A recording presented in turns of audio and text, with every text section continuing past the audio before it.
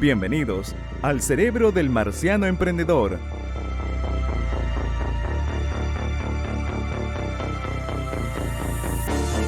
Un podcast para reflexionar y discutir negocios de otro mundo con Miguel Ángel Ruiz.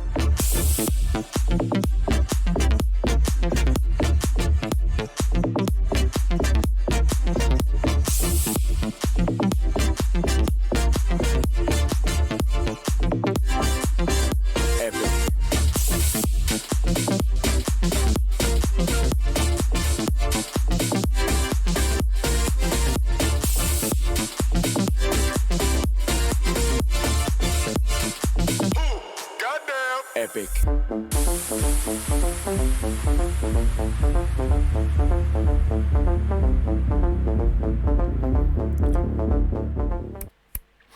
Hola, hola, ¿cómo están? Sean todos bienvenidos a un nuevo capítulo de Negocios de Otro Planeta. ¿Cómo les ha ido? Es ya domingo, estamos comenzando diciembre ya.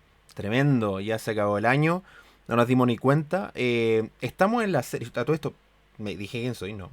Soy Miguel Ángel Ruiz, algunos me conocen como Mars, otros como Neuromars, otro como El Marciano Emprendedor. En cualquiera de los casos, este es mi podcast donde hablamos de negocios, hablamos de neurociencia aplicada, hablamos de marketing, de ventas, de innovación, de emprendimiento en general, ¿no? Así que estamos en la serie de neuromarketing o Consumers Neuroscience y estamos conversando sobre, o conversamos, ¿no?, sobre cómo funciona el neuromarketing. Hablamos de las tecnologías que nosotros utilizamos para hacer un estudio. Espérenme que estoy moviendo algo. Ustedes saben que esto es televisión en vivo y las cuestiones quedan como quedan, ¿sí? O sea, si hay algo que ocurre en vivo y se interrumpe el programa, ocurre en vivo. Porque no hay presupuesto para editar. El presupuesto para edición. Ok, ahora sí. Hablamos la semana pasada, el capítulo pasado de Negocios de Otro Planeta, que ya vamos al capítulo 32, 33. Bien, ¿no? Nunca pensé que iba a llegar a tantos capítulos de forma consecutiva. Recuerden que probablemente voy a hacer una pausa de primera y segunda temporada en el momento que me tome vacaciones. Lo más probable es que esto sea marzo del 2022, si Dios quiere, y estamos vivos todavía. Mire que con la Omnicron, con Megatron, ya no se sabe nada. Antes se acuerda la frase como lo que no te mata te hace más fuerte, y ahora la frase cambiaría como lo que no te mata se hace más fuerte para volver a tratar de matarte, ¿no? Como que vamos por ahí. Bueno, hablamos entonces de neuromarketing, hablamos de las herramientas que nosotros utilizamos con neuromarketing, de la metodología que nosotros utilizamos de neuromarketing, hablamos de las bases del neuromarketing, de cómo funciona nuestro cerebro, y hoy día quiero conversarles sobre algunas técnicas que nosotros utilizamos, técnicas que normalmente vienen de la psicología social, para complementar y ayudar a las estrategias de marketing y en nuestros estudios de neurociencia aplicadas con tecnología, ¿sí? Estas son normalmente herramientas que no requieren propiamente de un soporte tecnológico, sino que utilizan metodologías basadas en la psicología social. La primera de ellas, por ejemplo, es el IAT o IIT, que es el Implicit Association Test. Y esto es un test que mide la asociación automática mental de una persona con un concepto de forma inconsciente. Objeto, producto, persona, marca y la dirección emocional que éste tiene. Entonces, en esto nosotros tenemos la oportunidad de entender si nuestra marca, producto, servicio, experiencia o campaña está siendo asociada de forma correcta o como nosotros queremos ser asociados en el cerebro del consumidor. Por ejemplo, podríamos hacer un estudio sobre las marcas del lujo, por ejemplo, del distrito del lujo de Parque Arauco, donde aparecen las grandes marcas, y ahí está Tiffany, Armani, Gucci, Dolce & Gabbana, ¿qué otra más? A ver, no se me ocurre nada en estos momentos, pero Gucci, Dolce & Gabbana, Louis Vuitton y todas las marcas de lujo del distrito de lujo de Parque Arauco, por ejemplo, y saber cuál es la que en el cerebro de los consumidores del distrito del lujo está más asociada a lujo, a exclusividad, a caro o a premium, etcétera, etcétera, etcétera. De tal forma de saber de todas esas marcas premium, esas marcas de lujo, cuál es la que está más asociada al lujo en el cerebro consumidor, ¿sí? Esa es como la idea principal. Entonces lo que podemos hacer, hay 4 formas de cómo hacer un estudio de IAT.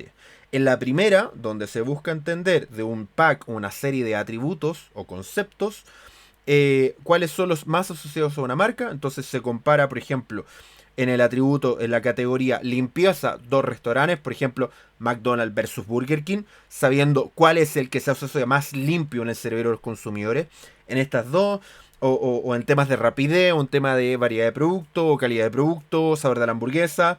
Y podríamos saber entonces entre Burger King y McDonald's cuál está más asociada en cada uno de estos atributos. La otra ya sería de alguna otra forma ver, comparar, ¿no?, la categoría y entender. Por ejemplo, de contadores, ¿cuáles son las características principales que busca una persona al contratar un contador? ¿Sí? ¿Qué busca una persona al contratar un contador? Conocimiento, seguridad, confianza, cercanía, simpleza, etcétera, etcétera, etcétera. Entonces, tengo una serie de formas de entender cuáles son las asociaciones subconscientes o asociaciones implícitas que tiene el cerebro del consumidor sobre una marca, un producto, un servicio, una categoría, una experiencia o una persona. Nosotros hace muy poco, en la primera vuelta de las elecciones presidenciales en Chile, hicimos un estudio para saber primero de una serie de atributos, cuáles eran los atributos como, por ejemplo, les voy a mencionar los atributos, tengo abierto acá el estudio, ¿no? Entonces, evaluamos a los 6 candidatos políticos, más importante, eliminamos a Artés por temas metodológicos porque no nos caía en la grilla, así de sencillo, no tenía ninguna idea, sabíamos que solo iban a votar 100.000 personas por él, así que y entonces tomamos a Boric, Kast, Proboste, Sichel, Meo y Parisi, ¿no? Y obviamente y pusimos el ¿por qué candidato haría usted? Obviamente es parte de un estudio de elecciones presidenciales. Y utilizamos distintos conceptos como manejo de la pandemia, salud, educación, seguridad, endeudamiento, economía, deporte, mujeres, salud mental, recreación y tiempo libre, clase media, expectativas frente al empleo, mascota y tenencia responsable, lucro, honestidad, mentiroso o mentirosa en este caso, conflicto en la Araucanía, y creo que esos eran todos los atributos. Entonces nosotros buscábamos entender de estos distintos conceptos de atributos a quién era más asociado el candidato político y quién se creía que iba a tener la mejor performance, por ejemplo, de salud. ¿Quién de todos los 6 candidatos políticos era el que creía que iba a tener una mejor performance en el tema de salud?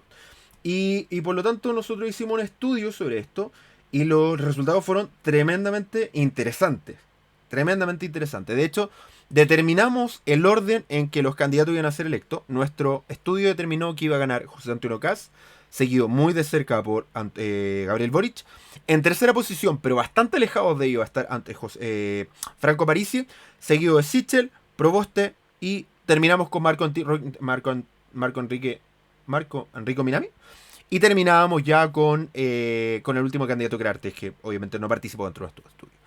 Y a pesar de que fallamos en los porcentajes, porque evidentemente nuestro N fue bajo, de hecho el N de nuestra participación de nuestro estudio fue en 69, participaron 98 personas, 93 o 98 personas, pero limpiamos la data de aquellas personas que no habían terminado el estudio y terminamos con 95 datos. 95 personas que participaron de nuestro estudio y determinamos entonces de esas 95, de esas 69 personas, el orden de las preferencias de los candidatos políticos. Y evidentemente este orden se condijo con las votaciones que tuvimos en noviembre 23, domingo de noviembre, 23, 24, ya no recuerdo bien cuándo fueron las elecciones. De hecho, déjenme buscar la fecha para ser más exacto. Domingo 21 de noviembre, ¿sí? Entonces, a través de estas asociaciones vimos a qué candidato estaba más dispuesto a la gente a votar, pero esto no tiene que ver con verbalización, que los diga, sino tiene que ver con respuestas implícitas. Ahora, ¿cómo se mide esto? Y esta es la magia. Lo que nosotros buscamos son tiempos de reacción desde que se le presenta el estímulo con las opciones hasta que esta persona hace una acción. En el caso del estudio de primera vuelta, hace clic sobre la foto del candidato político, esto debido a que eran 6 candidatos políticos, y en el caso de este estudio que estamos haciendo ahora, en segunda vuelta, la persona tiene que poner el índice del dedo izquierdo, la letra E, y el índice del dedo derecho, la letra I. Y tiene que marcar E o I, en relación a si el candidato está que quiere o asocia más, está a izquierda o a la derecha, y tiene que ir marcando de forma lo más rápido y preciso posible para buscar los tiempos de reacción. Lo que hace nuestro algoritmo de nuestra empresa implícita es, desde que se le presenta el estímulo hasta que la persona ejecuta la acción en la pantalla, nosotros medimos los tiempos de reacción. Cualquier respuesta inferior a 2 segundos es una respuesta implícita, subconsciente, no razonada.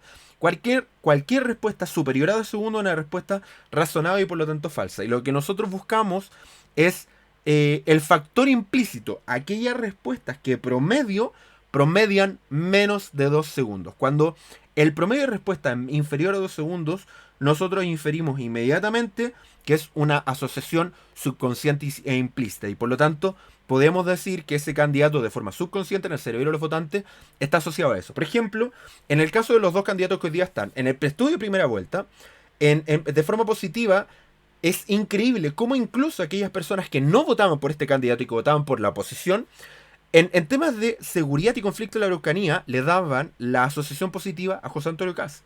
O sea, en el cerebro de los votantes, José Antonio Kast es seguridad y buen manejo del conflicto de la Araucanía. ¿Sí? Por el contrario, el candidato Boric estaba asociado de forma positiva a salud mental. Asumo, debido a los problemas que había tenido con su TOC, ¿no? Y que se había tratado y que por lo tanto sienten que es una figura que empatiza con los problemas de la salud mental. Entonces, nos damos cuenta entonces cómo están asociados los candidatos de forma subconsciente en el cerebro del consumidor. Y es curioso, por ejemplo, cómo Gabriel Boric fue asociado de forma negativa en dos temas de forma principal: seguridad y economía. El candidato Gabriel Boric no está asociado de forma positiva en el cerebro de los votantes en temas de seguridad. Y nos damos cuenta que en este último mes, a puertas de la segunda vuelta, el discurso hacia la seguridad se ha pegado unas volteretas tremendas. De hecho, pasó del cifras al voltereta, debido a que evidentemente el discurso que mantenía en primera vuelta es totalmente distinto al que está manteniendo en segunda vuelta. Recuerdo alguna entrevista, por ejemplo, que dio en Martínez Verdadera, donde decía que la barricada era un medio válido de protesta social. Ya en segunda vuelta indicó el mismo candidato que la barricada no era un medio válido, sino que era violento, y en la primera vuelta decía que iba a indultar a aquellos que fueron tomados detenidos en el tema de las movilizaciones del 2019 en Chile, y en segunda vuelta dice que no se pueden indultar a aquellas personas que quemaron una iglesia o una pyme. Y nos damos cuenta que hay un doble discurso. Y por otro lado, el candidato José Antonio Kast estaba asociado de forma negativa a lucro. O sea, está asociado al lucro de forma negativa, que es un candidato que está asociado al lucro, a la gran empresa. Y también está asociado de forma muy negativa en el concepto mujeres, donde Proboste, por ejemplo, destacó, asumo, evidentemente porque la gente siente que va a tener empatía porque es una candidata mujer. Que está muy bien posicionada y creo que era una de las únicas cosas donde resaltaba por sobre cualquiera de los candidatos. En el tema de las mujeres, ya no aprobaste. Pero en el tema de mujeres, casi está muy mal posicionado. Y lo que nos hemos dado cuenta en este último mes, que ha hecho varios tweets en relación a las mujeres y que también ha acogido varias cosas que estaban en el programa de Sichel en torno a la mujer. Entonces nos damos cuenta que estas tendencias de lo positivo, de forma negativa o positiva, están siendo utilizados en los cambios que han tenido en el discurso de los candidatos políticos. Una jugada tremendamente interesante en relación a lo que descubrimos en el tema de las tendencias de forma positiva y negativa, las asociaciones implícitas que tienen estos candidatos. Por otro lado, si entonces ahora hacemos este estudio, segunda vuelta, en el cual agregamos temas como vivienda, seguridad social, pensiones, vejez, niñez, juventud, creo que agregamos. Y ahora vamos a ver, evidentemente, este estudio en segunda vuelta. De hecho, les dejo una invitación a todas las personas que están escuchando este podcast y que son de Chile, que entren a www.implicita.cl y que participen de este estudio de forma en sus celulares o en un escritorio, ¿no? En un computador de escritorio. Y que participen en este estudio porque queremos lograr el N más alto para tener el estudio más preciso y más efectivo posible. Entonces nos damos cuenta cómo este tipo de estudios que buscan desde la psicología social entender estas memorias implícitas que están asociados a las memorias subconscientes, a las memorias procesales, a las memorias basales, a las memorias que ya están en el largo plazo y que por lo tanto ven estas asociaciones, es maravilloso. Podemos entender los posicionamientos que tiene una marca. Les voy a dar un ejemplo. Nosotros hicimos un estudio hace muchos años sobre el posicionamiento que tenían las telco en Latinoamérica. Y nos dimos cuenta quién está, por ejemplo, bien posicionado en el tema de minutos ilimitados, de internet hogar, de telefonía móvil, de internet móvil, de internet banda ancha, de fibra óptica, y quiénes estaban mejores posicionados por categoría, y eso ayudaba a generar lineamientos de comunicación, porque si yo quería estar bien posicionado en fibra óptica, pero me daba cuenta que mi competencia estaba asociada a fibra óptica, evidentemente yo dejo de hablar, y sé que por ejemplo estoy bien posicionado en tema de minuto ilimitado, siendo que soy el más asociado a, dejo de invertir en campañas que hablen de minuto ilimitado y comienzo a invertir, por ejemplo, en campañas que apoyen o que me indiquen y demuestren que yo soy el mejor en fibra óptica. Y nos permite tener lineamientos y decisiones de publicidad, que es tremendo. Y por otro lado, otra metodología que nosotros utilizamos, la RTA o RTA, que se diferencia del ATA. Les voy a ser sincero, no recuerdo qué significa la sigla de ATA. De hecho, ¿saben qué? Lo voy a buscar. ATA versus RTA.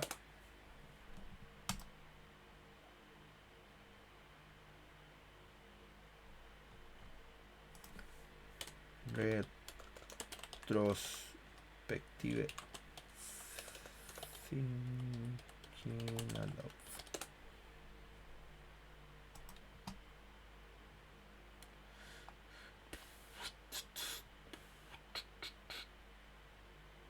No recuerdo que era ATA como sigla, pero sí recuerdo qué significa. La ATA versus la RTA es la verbalización de un proceso racional. Me explico.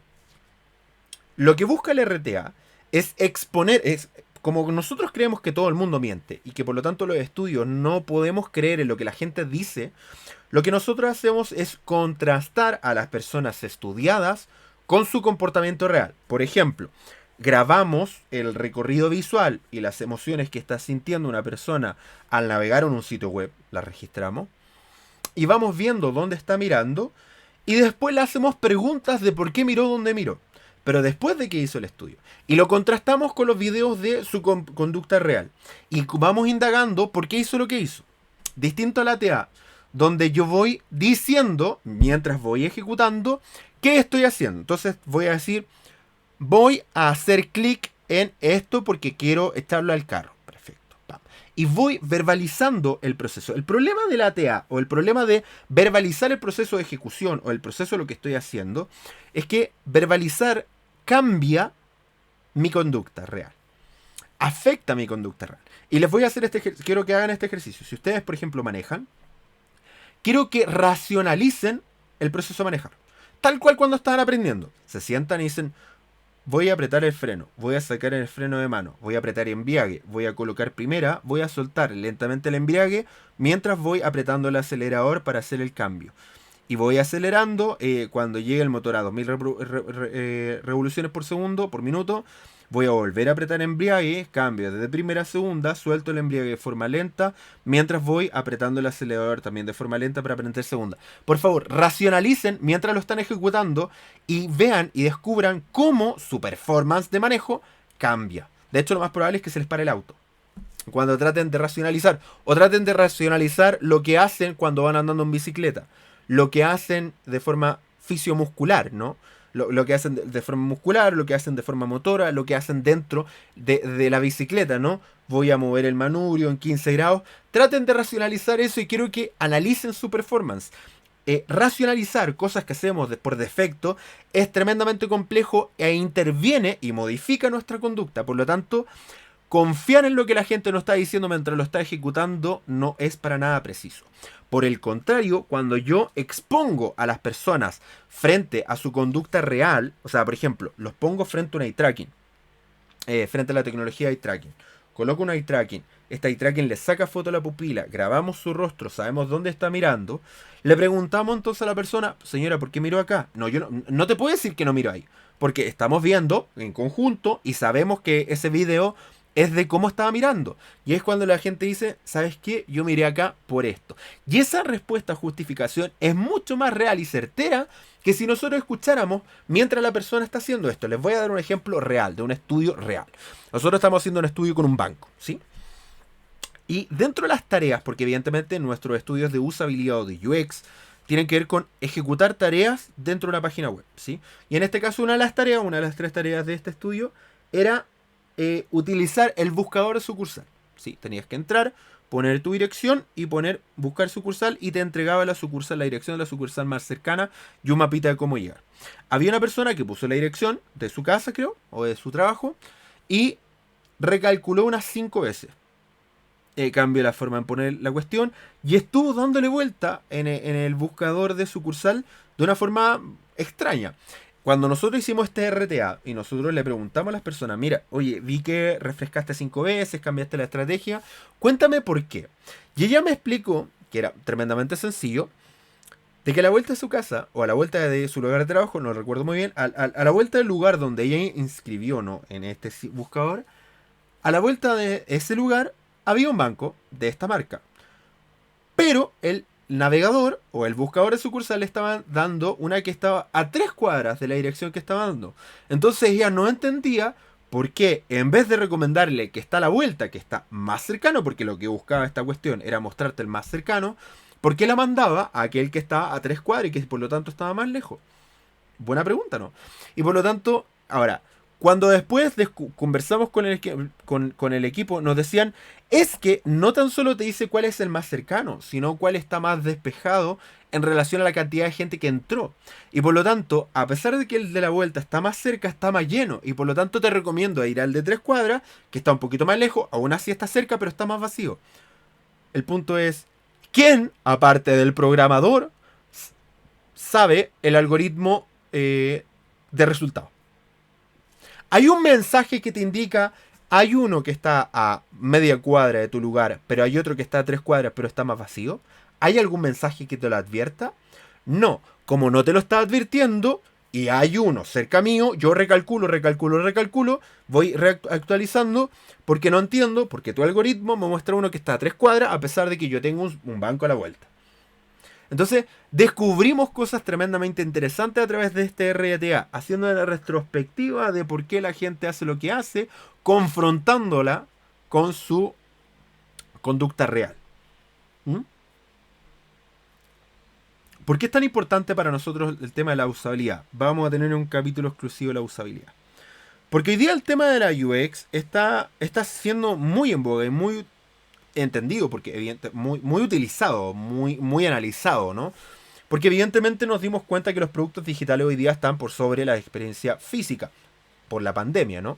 La crisis social del 2019 y la pandemia 2020-2021, que probablemente va a seguir hasta el 2022, hasta mediados del 2022, la pandemia que estamos viviendo y que vamos a seguir viviendo y que va a rebrotar probablemente en el futuro no muy lejano, estamos hablando 2-3 años después de que termine, si es que termina en algún momento, o se suaviza. El uso del e-commerce, de los canales digitales, explotó. Y ahí también explotó el tema de las metodologías, por ejemplo, como el de la UX, o de la usabilidad, o usabilidad de usuario, o experiencia de usuario.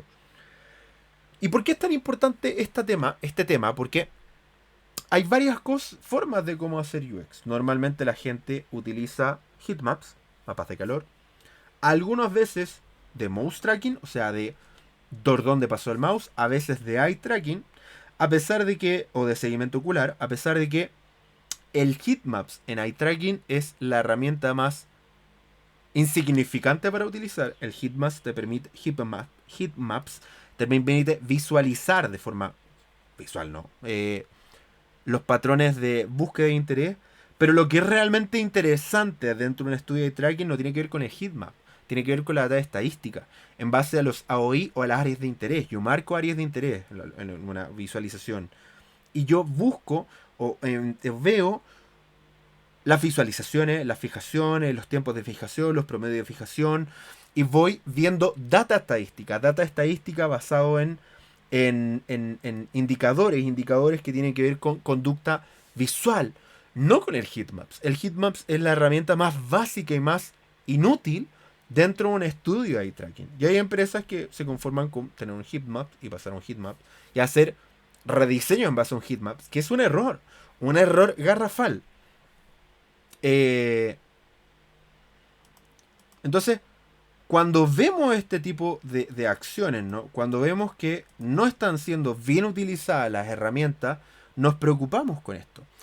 El mouse tracking también tiene una problemática cuando yo muestro un heatmap de un mouse tracking, y la problemática es que yo no pongo el mouse donde yo estoy leyendo. El mouse tracking, o donde pasé el mouse literalmente, tiene cierto grado de utilidad, pero no tan impresionante como los patrones de visualización y búsqueda dentro de una página web. La cantidad de data que se pierde es increíble.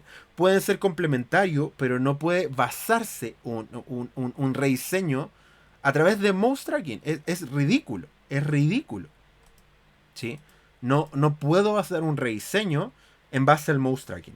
No funciona así esta cosa. Y otro tema tremendamente importante en esto tiene que ver entonces con que la forma en que se comportan las personas cuando está siendo observado en un estudio es totalmente distinta a cuando sabe que lo está haciendo sin que nadie lo vea. De hecho, nosotros cuando hacemos este tipo de estudios salimos de la sala y dejamos que la persona esté frente a lo que sea, porque si no nos empiezan a preguntar si lo está haciendo bien, y es como, yo no quiero ver si lo está haciendo bien o no, yo quiero ver cuál es tu conducta real. Y otro tema dentro de la usabilidad tiene que ver con los UX tester o los testeadores UX, que son profesionales que les pagan las empresas por testear los productos digitales que tienen, las aplicaciones, páginas web. Y yo no tengo ningún problema con la voz o experiencia de los expertos, pero no podemos relacionar la conducta de un usuario real versus la conducta de un experto que está acostumbrado a medir y evaluar productos digitales, ¿sí? Si yo hago una aplicación para adultos de la tercera edad, ¿sí?, y yo contrato a 20 testeadores UX a que testeen mi producto digital, las conclusiones que ellos van a sacar pueden ser interesantes, pero es brutalmente distinta a las conclusiones que puede tener una persona cuando evalúa a las personas que realmente van a utilizar la aplicación. Y hay una diferencia entre la voz profesional y la voz de un usuario real. Y eso no tiene que ver con que la evaluación, la voz del experto no tiene validez, sino que simplemente no podemos comparar la experiencia y conocimiento de un profesional versus la experiencia y conocimiento de un usuario final. Cuando no tienen la misma experiencia, no podemos traspasar los resultados de este tipo de estudio a la persona. Es lo mismo que ocurre, por ejemplo, con los enólogos. Un enólogo evalúa un vino y el vino es tremendamente bien evaluado entre los enólogos, pero termina siendo un fracaso comercial, porque el paladar de un consumidor de vino promedio es totalmente distinto que el paladar de un enólogo. Por lo tanto, hay vinos que los enólogos no los catalogan como un buen vino y que son éxitos de venta, y algunos productos que los enólogos dicen que son exquisitos terminan siendo un fracaso comercial. Lo mismo ocurre con las películas que por la crítica están tremendamente mal evaluadas, terminan siendo éxitos de taquilla porque a la gente le gusta, al usuario final le gusta, no necesariamente el experto. Y hay entonces algunas películas que a los expertos les fascinan, pero terminan siendo fracasos de taquilla, porque no se puede correlacionar la conducta de un experto versus la conducta de un usuario, ¿sí? Y por lo tanto, a pesar de que puede tener cierta validez el uso de profesionales para testear aplicaciones y productos digitales, no hay nada más valioso que evaluar la conducta real de un usuario final. He dicho, caso cerrado. Y con eso entro en la polémica ahora con los expertos en UX. Hay otro tipo de metodologías como las entrevistas psicoantropológicas, que son entrevistas que buscan entender el contexto cultural y la forma en que esto influye sobre las decisiones que envuelven al consumo de una determinada categoría. Las entrevistas etnográficas que buscan comprender las tribus o los grupos de personas y su conducta y relacionamiento en la sociedad. Y al fin y al cabo, entonces, lo que buscamos con este tipo de metodologías es agregar valor y generar una batería de estudios psicológicos, antropológicos, etnográficos y neurocientíficos neurotecnológicos para lograr entender al consumidor y cómo toma decisiones. El consumidor final, el consumidor real en contextos de compra reales. No hay nada más poderoso que entender al consumidor. Y para mejorar algo tenemos que aprender que primero hay que medirlo. Por lo tanto, yo no puedo mejorar de la nada. Yo tengo que evaluar, medir para poder mejorar. Estas son las metodologías que nosotros utilizamos, basadas en la psicología social, por ejemplo el IAT, la RTA, que combina la usabilidad con el eye tracking. Muchas empresas la utilizan, yo he participado en empresas, algunas de estas empresas, no todas las utilizan metodológicamente de la forma correcta, lo cual es bastante triste. Y nos damos cuenta que los resultados que podemos entonces obtener con el neuromarketing son tremendamente profundos, son tremendamente poderosos, porque cuando tenemos una muestra estadísticamente válida, lo que nosotros podemos tener son conductas biológicas subconscientes, mucho más poderosas que las conductas declaradas y racionales. Las muestras que nosotros utilizamos son mínimo 20 personas por segmento. O sea, si tenemos un estudio con hombres y mujeres, 20 personas por cada uno. 30 personas mínimo 30 personas óptimo para eliminar outsiders. Y en el caso que queremos hacer un estudio muy profundo, 40 personas mínimo por cada segmento. Y con este tipo de baterías de estudio nosotros podemos lograr tener resultados como el que tuvimos con el estudio de elecciones presidenciales, donde acertamos en el orden de los candidatos políticos y las asociaciones que tienen los candidatos. Y esperamos, en este estudio de segunda vuelta, también acertar al candidato político que va a ganar y con eso tener resultados. Así que participen por favor en este estudio, los que están escuchando este podcast, en ebooks, en Spotify, en iTunes y en Google Podcast. Desde ya pueden ingresar a www.implicita.cl. Y a los que están viendo, mañana lunes a las 11 de la mañana, el video podcast en YouTube, también pueden entrar a www.implicita.cl. Va a estar disponible el estudio hasta el lunes de la próxima semana. Sí, de este lunes al siguiente. Así que participen del estudio, compártanlo con sus amigos, que la máxima cantidad de gente pueda participar de este estudio de la segunda vuelta de las elecciones presidenciales 2021. Esas son las herramientas, tecnologías y metodologías que utilizamos dentro del neuromarketing. Después vamos entonces a entender algunos estudios de neuromarketing en los siguientes capítulos y de cómo aplicar este conocimiento en nuestro emprendimiento. Ese es nuestro desafío. Nos vemos en un siguiente capítulo de Negocios de Otro Planeta. Muchas gracias por estar conectados. Recuerden que mis redes sociales son Neuromars en Facebook y en Instagram, Mars-777 en Twitter, en LinkedIn, Miguel Ángel Ruiz Silva, también en YouTube me pueden encontrar de la misma forma. Mi blog, neuromars.wordpress.com, y en TikTok, el marciano emprendedor. @marciano emprendedor. Pueden encontrarme en TikTok. Muchas gracias por estar conectados y nos vemos en un siguiente capítulo de Negocios de Otro Planeta. Nos vemos. Chao, chao.